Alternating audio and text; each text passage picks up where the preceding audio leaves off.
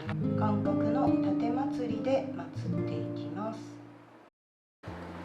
こんにちは、副工房の小村です。今回はこの素敵なカットジャガードの生地があったので、軽やかなタンクトップを作ってみました。ボートネックで、ちょっとくるっと回すとこんな形で、とてもこのカットジャガードのこの部分、この糸の部分がたくさん出ていて、こう主張する感じなんですけども、生徒さんとこの生地を見ながらバッグがいいかなとかっていう話もしてたんですけど、これでタンクトップいいんじゃないかっていう話になって、ちょっとタンクトップを作ってみました。で、このタンクトップといっても、簡単なタンクトップといってもなかなかぴったりくる型紙ってないよねっていうことで、今回は型紙も副工房のストアーズでダウンロードしてもらうと無料で配布できるようになってますので、ご利用していただけたらなと思います。このタンクトップちょっとボートネックな感じで、これ単独で着るとちょっと派手というか着にくい感じもあるんですけど、こういう大体ノンスリーブで出かけるってことはなかなかなくて、出かける時にこういうふうにカーディガンを羽織ってもらうと中がより際立って、とてもおしゃれに見えるタンクトップになってます。今回はこういうカットジャガードの生地に向けた型紙として作っていまして、裾も三つ折りではなく裏バイアス始末にしています。あとステッチもかけるとちょっとこのカットジャガードの部分を踏んでしまって毛並みがおかしくなるので、手祭りで仕上げています。アームホールとか襟ぐりも同じような仕立てになっています。ぜひこういうカットジャガードを手に入れていただいて、ちょっとスサイさんの中ではこういう生地もあったりして、生徒さんこれで作るわっていう方もおられたりして、とても楽しい洋裁になると思います。これがダウンロードをしてコンビニで A3 で打ち出してきた型紙になります。まずこれを切って貼り合わせて型紙にしていきます。全部切ったので貼り合わせていきます。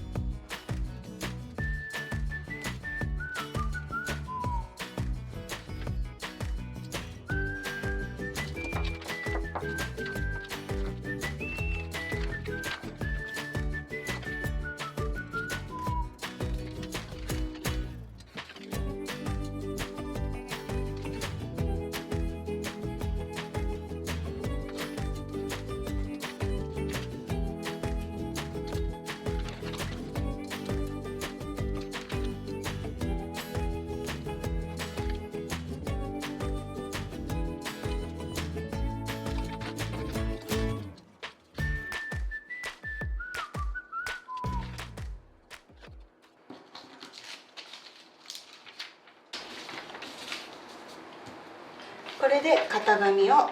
切ることができました。あと布を裁断していきます。バイアステープはこれは、きちんとした型紙ではないですので、ここに書いてある寸法で、2.7 センチ幅のバイアスの布も必要になってきます。今回の生地は先日群馬県の桐生市のスサイ株式会社さんのオリジナルブランド縦横のトリコさんの生地を使って、簡単なタンクトップを作っていこうと思います。この生地自体がもう凝っているのでシンプルな方がいいと思いまして、こういう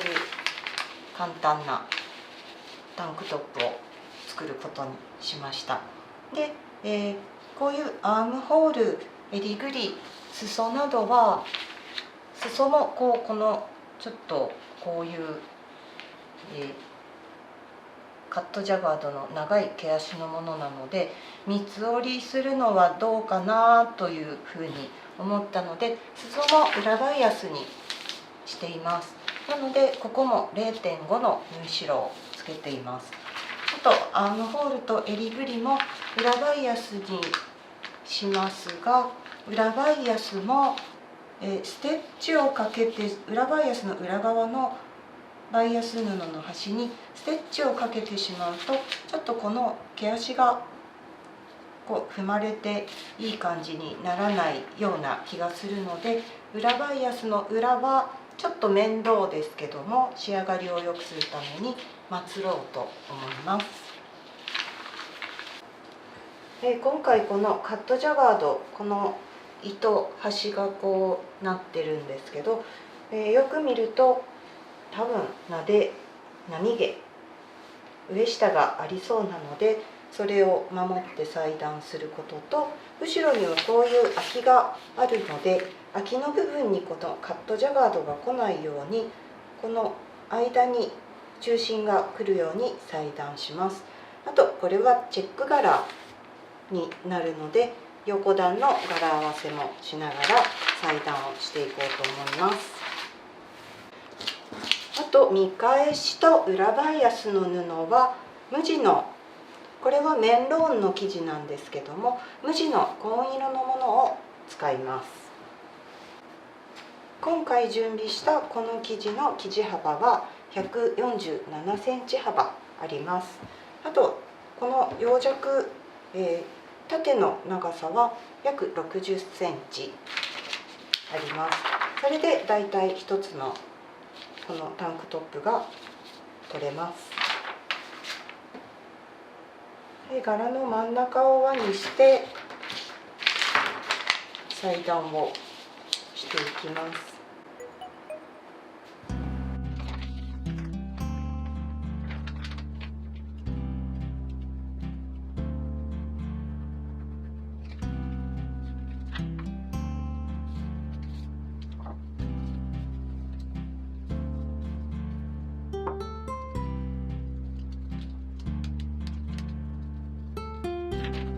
後ろとの柄を合わせるた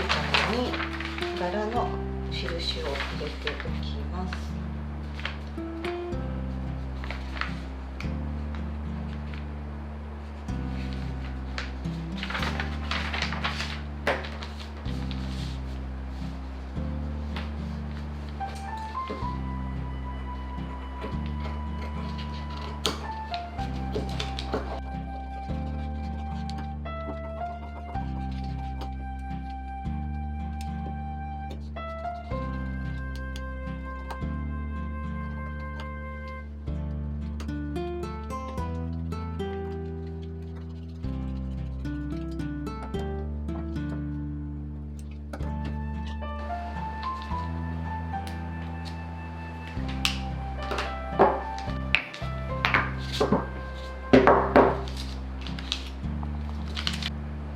それではバイアステープを切っていきます。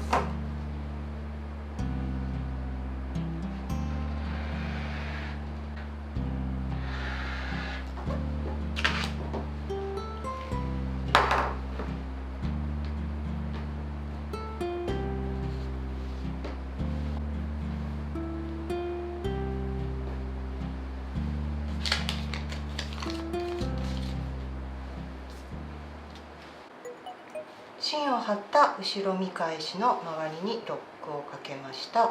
これで、縫うところ、このスラッシュ空きの部分をチャコペンで書いて、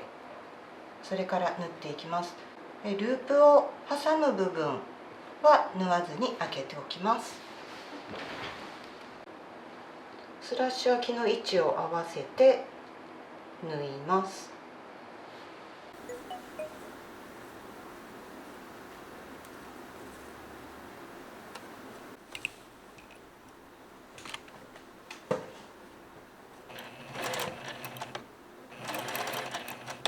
上端は5ミリで縫います。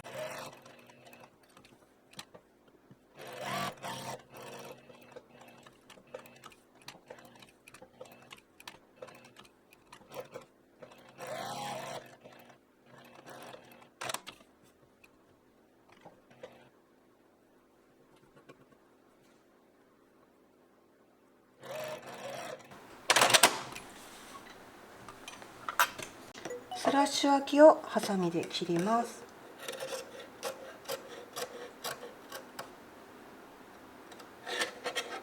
小丸の部分は矢羽に切っていきます。これでループを挟みます。ループを挟む部分を縫っていなかったので、その部分に挟んでいきます。一応大きさをこの時点で見とくと良いです。私は大きさを、ボタンを決めてからですが、ボタンの入る大きさを決めて、この口の部分にこういうふうにペンで印をつけています。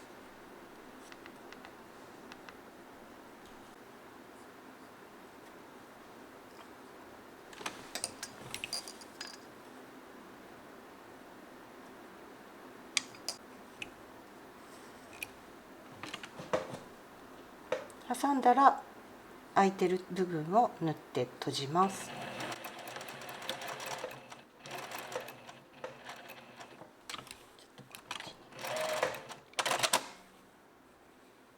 ループは抜けやすいので、もう一回縫っておきま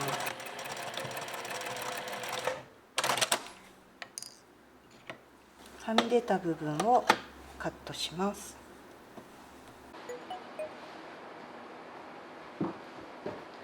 肩を1センチで縫ってロックをかけます。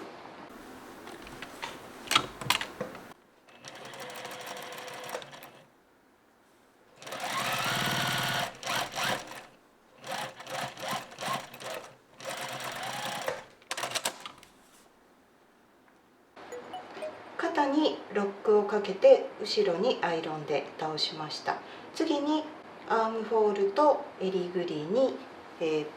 裏バイアステープをつけてきます。これ裏バイアステープ用に切ったバイアステープなんですが、一緒に準備をしていこうと思うので、裾の分も用意しています。裾は120センチ必要で、剥がないとちょっと足らなかったので、剥ぐんですが、剥ぎ方としては直角に剥ぐのではなく、バイアスになってる部分をこういうふうに合わせて、これを中表に合わせて5ミリで縫ってください。ここを縫って割っておくと、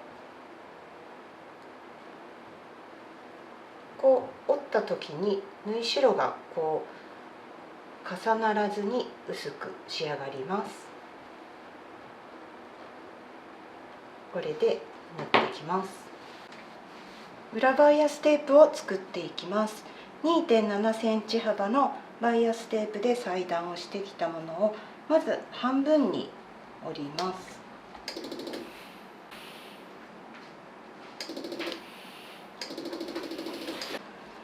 この折り目の部分がバイアスの外側の端になります。縫う部分はこの2枚重なってると厚いので、ここを折り目より5ミリ残して、半分ぐらいですね。これを切ります。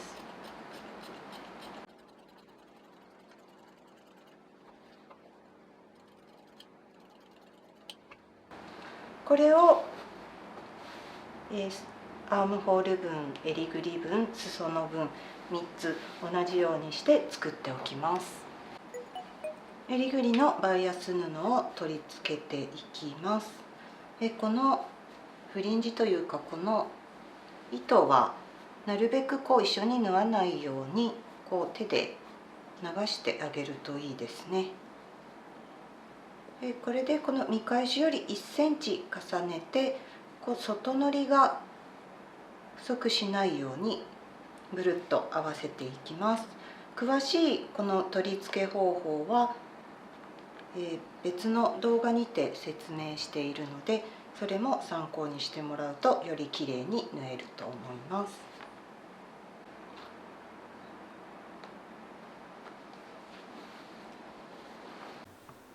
えりぐりを縫います。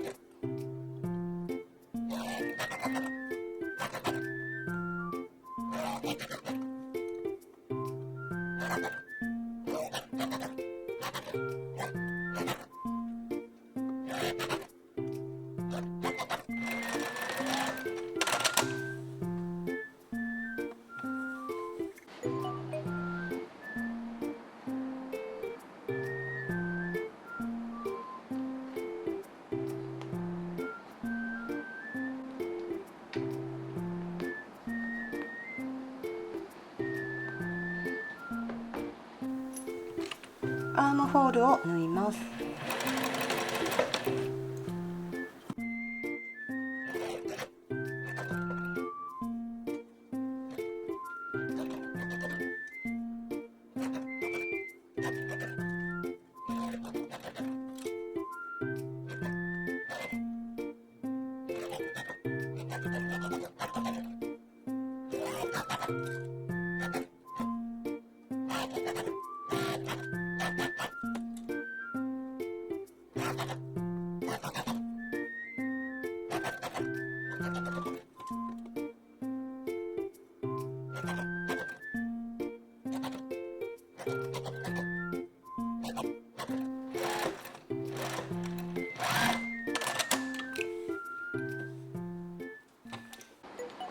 えりぐりを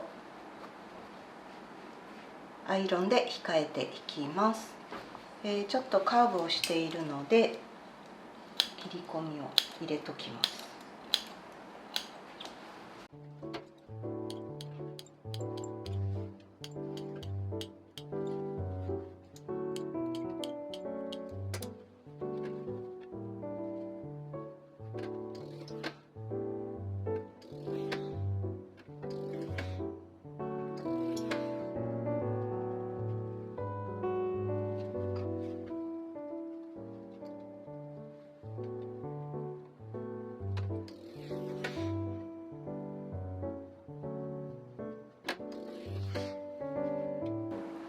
1ミリ控えるようにしてアイロンをかけます。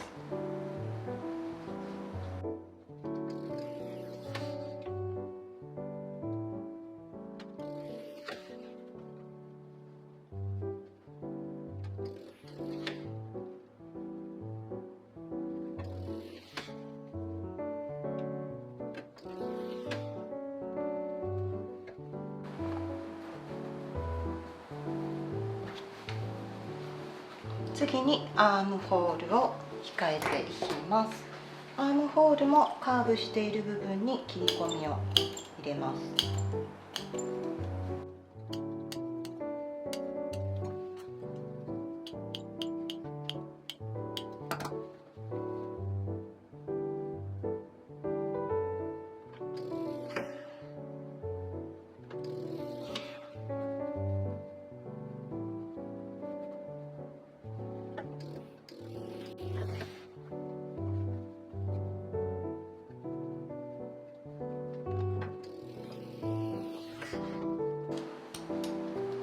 ホールの裏バイアスを控えてアイロンをかけたら脇線に合わせてバイアステープを切っておきます。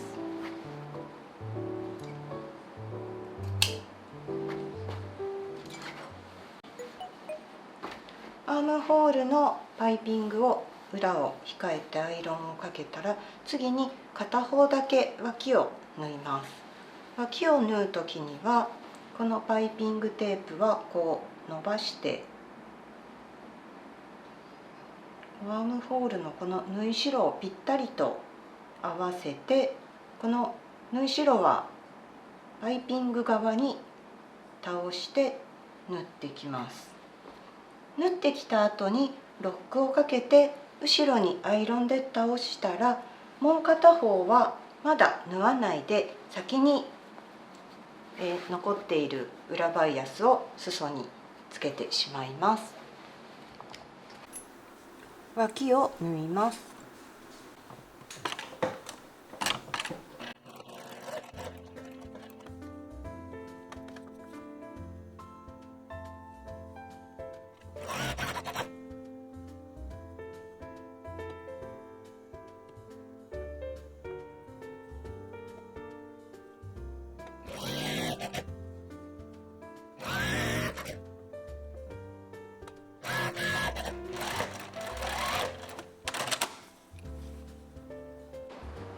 脇の縫い代を後ろに倒します。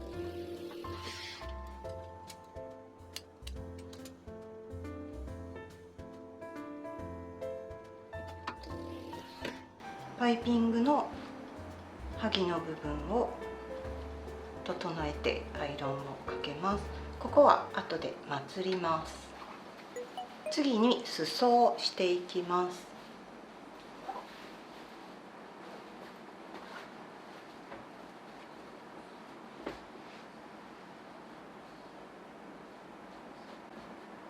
ある程度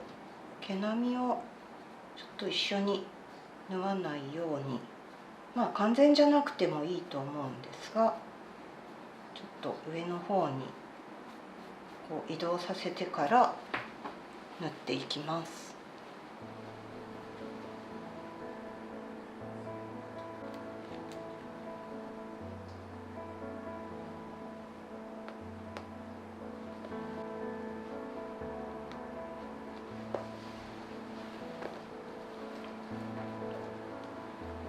裾を縫っていきます。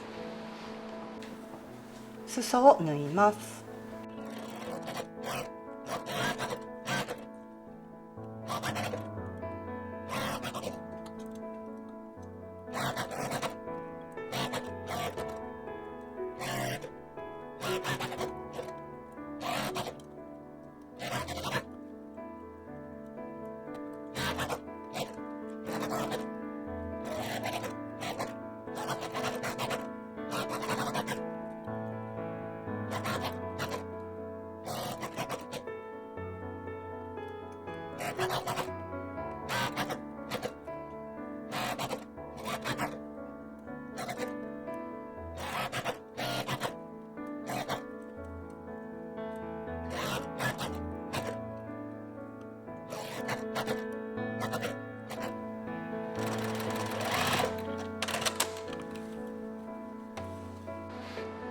裾の裏バイアステープを少し裏を1ミリ控えてアイロンをかけます。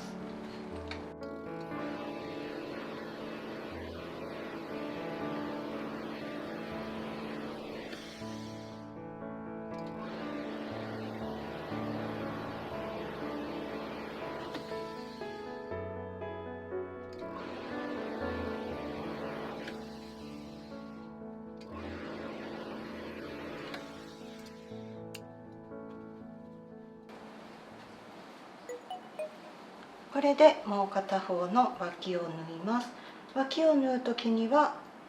アームホール側も裾側もパイピングテープを伸ばして、この切り替えの位置はぴったり合わして、パイピング側に縫い代を倒して縫ってください。1センチで縫っていきます。脇の柄合わせをしながら縫っていきます。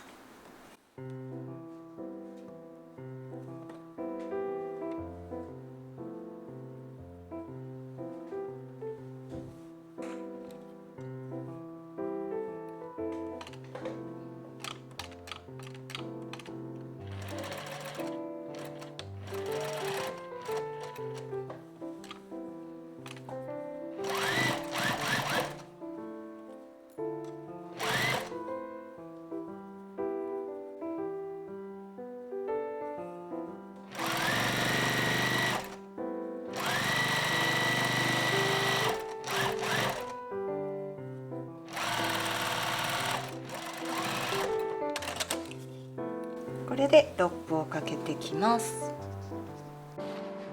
縫い代を後ろに倒します。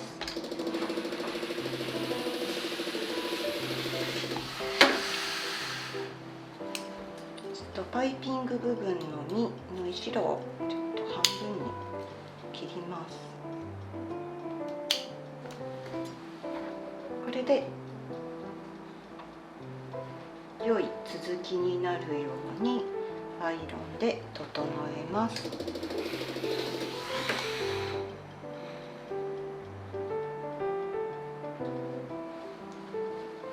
裾も先ほど縫った部分がこうつながりよくなりました。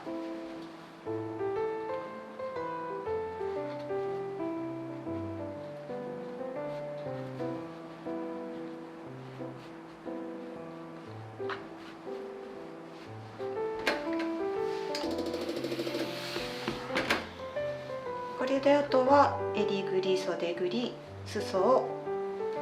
根気よくまつっていきます。襟ぐりをまつっていきます。5ミリぐらいな間隔の縦まつりでまつっていきます。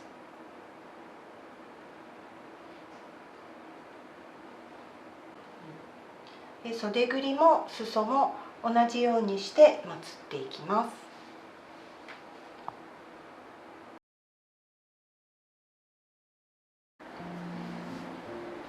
タンクトップが出来上がりました。とっても素敵に完成できたと思います。これは基本的に M サイズの寸法で、無料型紙も M サイズなんですが、これを、こうつなげるとこういう型紙になるんですが、これをアレンジしていただいて、寸法大きい方はここ平行に出してもらう、小さい方は平行に入れてもらう、肩幅もこう調整してもらいながら、この型紙をアレンジしてサイズを調整してもらえたらなと思います。バストは99センチという寸法の出来上がり寸法になっているんですけども、M サイズの人からすると13センチから16センチのゆとりになってます。